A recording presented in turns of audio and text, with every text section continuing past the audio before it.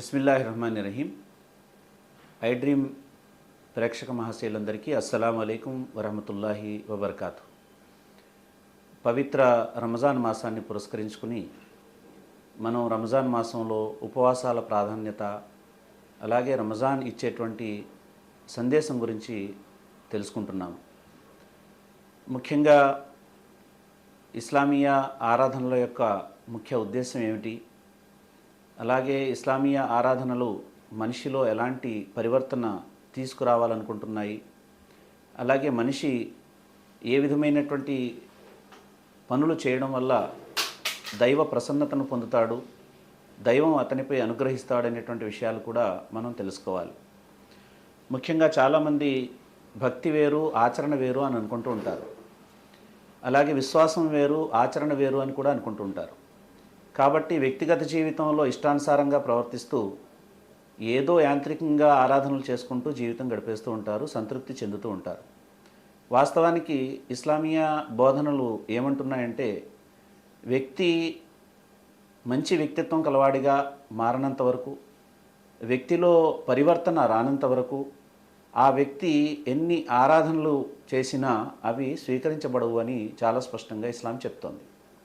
ఉదాహరణకి, ఒక వ్యక్తి తల్లిదండ్రులను హింసిస్తున్నాడు, తల్లిదండ్రుల పట్ల అవిధేయత కలిగి ఉన్నాడు, కానీ అతను 5 పూటల నమాజ్ ఆచరిస్తున్నాడు, ఉపవాసాలు కూడా పాటిస్తున్నాడు, మక్కా యాత్ర కూడా చేసి వచ్చాడు. కానీ ఇస్లామీయ బోధనలు ఏమంటున్నాయంటే, మానవ మహోపకారి ముహమ్మద్ సల్లాల్లాహు అలైహి వసల్లం అంటున్నారు, నీ తల్లిదండ్రులు ఎప్పటి వరకు అయితే నీతో సంతుష్టులుగా ఉండరో నీ ఆరాధనలు దేవుడు అప్పటి వరకు స్వీకరించడు అని చెప్పడం జరిగింది. అలాగే ఒక వ్యక్తి అక్రమ సంపాదన సంపాదిస్తున్నాడు, ఇతరులను మోసం చేస్తున్నాడు, అలాగే ఇతరులను మోసం చేసి ద్రోహం చేసి సంపాదిస్తున్నాడు, లేదా ఇతరుల హక్కుల్ని కాజేస్తున్నాడు, లేదా ఇతరులకు నష్టాన్ని కలిగించేటువంటి వస్తువుల్ని అమ్మి వ్యాపారం డబ్బు సంపాదిస్తున్నాడు, లేదా వడ్డీ వ్యాపారం చేస్తున్నాడు, అబద్ధాలు అసత్యాలు చెప్పి సంపాదిస్తున్నాడు, అక్రమ సంపాదన సంపాదించి అతను ఏ ఆరాధన చేసినా దానిని దేవుడు స్వీకరించడు అని మహాప్రవక్త ముహమ్మద్ సల్లాల్లాహు అలైహి వసల్లం చెప్పడం జరిగింది. కనుక పవిత్ర రంజాన్ మాసాన్ని పురస్కరించుకుని మనం పాటించేటువంటి ఉపవాసాలు మనకు మేలు చేకూర్చాలంటే, ఈ ఉపవాసాల ద్వారా ఉపవాసాలు కోరేటువంటి మార్పు మనలో తెచ్చుకునే ప్రయత్నం మనం చేయాలి. అందుకని మనం సంకల్పంలో ఏం చేయాలి అంటే, ఓ దేవా, నాకున్నటువంటి ఆదాయ మార్గాలు ఏవైతే ఉన్నాయో వీటిలో ఏమన్నా లోపాలు ఉన్నాయా అని ఒకసారి ఆలోచించాలి. ఆలోచించి ఏదైనా దైవానికి ఇష్టమైనటువంటి అయిష్టమైనటువంటి ఏదైనా ఆదాయ మార్గాలు ఉంటే వాటిని మనం వెంటనే వదులుకోవాలి. అలాగే మన తల్లిదండ్రులు కానీ, మన చెల్లాయిలు అక్కలు కానీ, మన బంధువులు కానీ, మన స్నేహితులు కానీ, మన ఇరుగు పొరుగు వారు కానీ, మన నోటి ద్వారా మన చేతల ద్వారా మనకు సంబంధించినటువంటి వ్యవహారాల ద్వారా ఒకవేళ వాళ్ళు మనతో అయిష్టంగా ఉన్నట్లయితే మనం వెంటనే వాళ్ళ దగ్గరకు వెళ్ళి క్షమాపణలు కోరుకోవాలి. ఇక నుంచి నా జీవితంలో ఎప్పుడూ కూడా మిమ్మల్ని ఇబ్బంది పెట్టను అని చెప్పి వాళ్ళకు మనం హామీ ఇవ్వాలి. ఆ విధంగా మనల్ని మనం సంస్కరించుకునేటువంటి ప్రయత్నం చేస్తూ ఉపవాసాలు పాటిస్తే, నమాజు ఆచరిస్తే అప్పుడే వాటిని దైవం స్వీకరిస్తాడు. కనుక ప్రియమైనటువంటి నా సోదర మహాశయులారా, సోదరిమణులారా, మనం ఇటువైపు ఆలోచించే ప్రయత్నం చేద్దాం. వాస్తవానికి రంజాన్ నెలలో చాలామంది ఉపవాసాలు పాటించే సమయంలో ఏం కోరుకుంటారంటే, ఉపవాసాన్ని సెహరీ టైం దాటిపోయిన తర్వాత ఒకవేళ నిద్ర మెలకువ అవుతే ఉపవాసాన్ని కంటిన్యూ చేయొచ్చా చేయకూడదా అని చూస్తారు. మరికొంతమంది రంజాన్ నెలలో మర్చిపోయి ఏదైనా ఉపవాసం పాటించే సమయంలో ఏ టిఫినో లేక డ్రింకో మంచినీళ్ళో తాగేస్తే ఉపవాసం ఉంటుందా లేదా అని చూస్తారు. ఈ విధంగా భౌతికపరమైనటువంటి నియమాల్ని తప్పనిసరిగా పాటించే విషయంలో చాలా జాగ్రత్తలు తీసుకోవడం మనం చూస్తూ ఉంటాం. ఒక సెకండ్ ముందు కూడా ఇఫ్తార్ చేయకూడదని ఇఫ్తార్ చేయకుండా ఉంటాం. ఒక సెకండ్ దాటిన తర్వాత సెహరీ చేయకూడదని మనం నియమం పాటించుకుని మరీ స్థిరంగా ఉంటాం. కానీ దైవ న్యాయస్థానంలో బాహ్యపరమైనటువంటి ఆచరణ కంటే, బాహ్యపరమైనటువంటి వేషధారణ కంటే అంతర్గత విషయాలకు ఎక్కువగా స్వీకారయోగ్యం ఉంటుంది. కనుకనే మనం మన ఆంతర్యాన్ని సంస్కరించుకునేటువంటి ప్రయత్నం చేయాలి.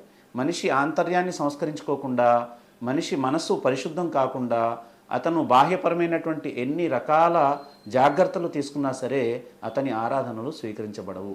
ఉదాహరణకి, మహాప్రవక్త ముహమ్మద్ సల్లల్లాహు అలైహి వసల్లం వారి కాలంలో 2 వ్యక్తులు రంజాన్ నెలలో అసర్ నమాజ్ ఆచరించి నమాజ్ చదివి వాళ్ళు బయటకు వెళ్ళిపోతుంటే విశ్వకారుణ్యమూర్తి ముహమ్మద్ సల్లల్లాహు అలైహి వసల్లం వాళ్ళని వెనక్కి పిలిచి, నాయనలారా, మీరు మరలా వజూ చేయండి, మరలా నమాజ్ చదవండి, మీరు పాటించేటువంటి ఈ ఉపవాసాన్ని కంటిన్యూ చేసి తర్వాత దినాల్లో దీన్ని ఖజాగా పాటించండి అన్నారు.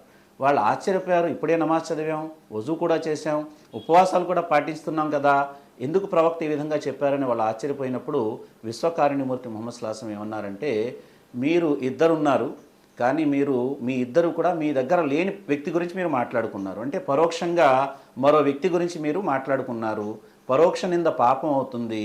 మరి ఆ పాపం వల్ల మీ ఉపవాసం భంగం అయిపోయింది అనే విషయాన్ని ప్రవక్త ముహమ్మద్ సల్లాల్లాహు అలైహి వసల్లం ప్రస్తావించారు. అంటే మనం బాహ్యపరమైన ఎన్నో జాగ్రత్తలు తీసుకున్నప్పటికీ కూడా ఎదుటి వాళ్ళని నిందించడం కానీ, చాడీలు చెప్పడం కానీ, అసత్యం మాట్లాడడం కానీ, ఇతరులతో వాగ్వివాదానికి దిగినప్పుడు అశ్లీలమైనటువంటి మాటలు మాట్లాడడం కానీ, బూతులు మాట్లాడడం కానీ, పరుష పదజాలాన్ని ఉపయోగించడం కానీ, లేదా కళ్ళతో వ్యభిచారం చేయడం కానీ, నోటితో వ్యభిచారపు మాటలు మాట్లాడడం కానీ, చెడులు వినడం కానీ, ఇవన్నీ చేస్తూ బాహ్యపరంగా మనం ఉపవాసం ఉన్నామా లేదా అని చూసుకోవడం వల్ల ఏ విధమైన ప్రయోజనం లేదు అనేది మనకు చాలా స్పష్టంగా అర్థమవుతుంది. కనుకనే మనం మన అంతర్గత వ్యవహారాల్ని సక్రమంగా చేసుకోవడానికి ప్రయత్నం చేయాలి. దివ్య ఖురాన్లో సృష్టికర్త అయినటువంటి అల్లాహ్ ఈ విధంగా సెలవిస్తున్నాడు, ఖద్ అఫ్లహ మన్ జక్కాహ వ ఖద్ ఖాబ మన్ దస్సాహ. తన ఆత్మను పరిశుద్ధపరుచుకున్నవాడు సఫలీకృతుడయ్యాడు, తన ఆత్మను అణచిపెట్టినవాడు విఫలుడయ్యాడు అని చెప్పి అల్లాహ్ తఆలా ఖురాన్లో ప్రస్తావించాడు. అంటే ఆత్మను పరిశుద్ధపరచడం అంటే ఏమిటి? ఇతరుల పట్ల ద్వేషం లేకుండా, అలాగే ఏ విధమైనటువంటి కల్మషం లేకుండా, ఇతరుల పట్ల ప్రేమ అభిమానాలు కలిగి ఉంటూ, అలాగే అందరి పట్ల కూడా సదాలోచన కలిగి ఉంటూ, తన పట్ల తాను కూడా సదాలోచన కలిగి ఉంటూ, ప్రజల పట్ల అందరి పట్ల సానుభూతి, ప్రేమ, దయ, జాలి, క్షమాగుణం లాంటి సుగుణాలను కలిగి ఉంటూ నిష్కల్మషమైనటువంటి మనస్సుతో దైవాన్ని తెలుసుకోవడం అనేటువంటిది, దైవాన్ని ఆరాధించడం అనేటువంటిది దైవానికి ఎంతో ఇష్టమైనటువంటి ఆచరణ.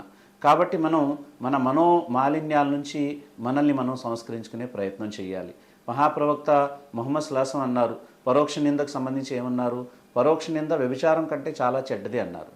ప్రవక్త సల్లాల్లాహు అలైహి వసల్లం వారిని సహచరులు అడిగారు, ఆ వ్యక్తిలో చెడు ఉంది, అదే చెడు గురించి మేము మాట్లాడుకుంటే అది ఎలా తప్పు అవుతుంది అని అడిగితే ప్రవక్త సల్లాల్లాహు అలైహి వసల్లం అన్నారు, మీరు ఆ వ్యక్తిలో ఉన్నటువంటి చెడుని మీరు పక్కన మాట్లాడుకోవడం వల్లే అది పరోక్ష నింద అయింది. ఆ వ్యక్తిలో ఆ చెడే లేకపోతే మీరు దాని గురించి మాట్లాడుకుంటే అది అపనింద అవుతుంది అన్నారు మహాప్రవక్త ముహమ్మద్ సల్లాల్లాహు అలైహి వసల్లం. రెండవది, ఎవరిలో అయితే మీరు లోపం చూస్తారో ఆ వ్యక్తితో పక్కన పిలిచి మీరు మాట్లాడి ఆ లోపాన్ని సంస్కరించే ప్రయత్నమే చేయాలి తప్ప ఆ వ్యక్తి గౌరవ ప్రతిష్టల్ని భంగపరిచే విధంగా, ఆ వ్యక్తి యొక్క ఈగో హర్ట్ అయ్యే విధంగా మనం మరో చోట మాట్లాడడాన్ని ప్రవక్త ముహమ్మద్ సల్లాల్లాహు అలైహి వసల్లం వారు చాలా తీవ్రంగా నిషేధించారు. వ్యభిచారం కంటే పెద్ద నేరం అని ఎందుకన్నారు అంటే, వ్యభిచారం చేసినటువంటి స్త్రీ కానీ పురుషుడు కానీ వాళ్ళు దైవాన్ని క్షమాపణ కోరుకుంటే దేవుడు క్షమించవచ్చేమో, కానీ మనం ఎవరి మీదైతే నింద వేశామో, ఎవరినైతే పరోక్షంగా నిందించామో ఆ వ్యక్తి మనల్ని క్షమించినంత వరకు దేవుడు కూడా క్షమించడు అని మహాప్రవక్త ముహమ్మద్ సల్లాల్లాహు అలైహి వసల్లం ప్రస్తావించారు. దివ్య ఖురాన్లో అయితే ఒక శ్రేష్ఠ సామూహిక వ్యవస్థ ఎలా స్థాపితం అవుతుంది అంటే ఖురాన్లో చాలా చక్కగా ప్రస్తావించబడింది. మీరు గనక మీ సోదరుడు అంటే చనిపోయినటువంటి మీ సోదరుని యొక్క మాంసాన్ని మీరు తినడానికి ఇష్టపడతారా అంటే మృత సోదరుని మాంసం తినడంతో సమానం పరోక్షంగా నిందించడం అనే విషయాన్ని చెప్పడం జరిగింది. అలాగే ఇతరుల్ని ఎగతాళి చేయడం కానీ, లేక ఇతరులకు పేర్లు పెట్టడం కానీ, అంటే మనం చాలామంది పేర్లు పెడుతుంటారు, పొట్టివాడు పొడగువాడని, అలా అని, నల్లవాడు తెల్లవాడని, ఇలా రకరకాల పేర్లు పెడుతుంటారు. అలా పేర్లు పెట్టడం కానీ, ఎగతాళి చేయడం కానీ, లేక ఇతరుల జీవితాల్లో తొంగి చూడడం కానీ, లేక అనుమానం కలిగి ఉండడం కానీ, కొన్ని అనుమానాలు పాపాలు అవుతాయనే విషయాన్ని కూడా ఖురాన్ చెప్తోంది. అలాగే ఎదుటి వ్యక్తి యొక్క అంతర్గత జీవితంలో తొంగి చూసి వాటిని ప్రచారం చేసే ప్రయత్నం చేయడం కానీ, అదేవిధంగా మనం చాడీలు చెప్పడం కానీ, ఇవన్నీ కూడా నోటి ద్వారా వచ్చేటువంటి చెడులుగా ప్రస్తావిస్తూ వీటికి కూడా ఉపవాసం ఉంటుంది, వీటిని కూడా తప్పనిసరిగా నిషేధించుకోవాలి అనే విషయాన్ని ఖురాన్ చాలా స్పష్టంగా ప్రస్తావిస్తోంది. అందుకనే మహాప్రవక్త ముహమ్మద్ సల్లాల్లాహు అలైహి వసల్లం ఏమన్నారంటే, ఉపవాసం ఢాలు వంటిది అన్నారు. ఢాలు ఏ విధంగా అయితే శత్రువు యొక్క కత్తివేటుకి మనం రక్షించుకోవడానికి ఢాలును మనం ఉపయోగిస్తామో, అదేవిధంగా ఉపవాసం కూడా చెడుల నుంచి రక్షించుకోవడానికి మీకు అది రక్షణ కవచంగా ఉంటుంది. కాబట్టి ఉపవాసం పాటించే వాళ్ళు ఎవరితో వాగ్వివాదానికి దిగకూడదు. ఒకవేళ ఎలాంటి పరిస్థితి వస్తే నేను ఉపవాసం పాటిస్తున్నాను అని చెప్పి తాను అక్కడి నుంచి దూరం అవ్వాలి అనేటువంటి విషయాన్ని ప్రస్తావించడం జరిగింది. కనుక ఈ ఉపవాసాలు మనలో మానసిక పరివర్తన తీసుకురావాలి, మన మనసును స్వచ్ఛమైన మనసుగా మార్చాలి. ఇదే ఉపవాసాల యొక్క ప్రధాన ఉద్దేశం. దీన్ని మనం పొందే ప్రయత్నం చేద్దాం. సృష్టికర్త అయినటువంటి అల్లాహ్ మంచి మనసుతో చక్కటి ఆచరణతో ఆయనను చేరుకునే భాగ్యం మనందరికీ ప్రసాదించుగాక. వస్సలాం.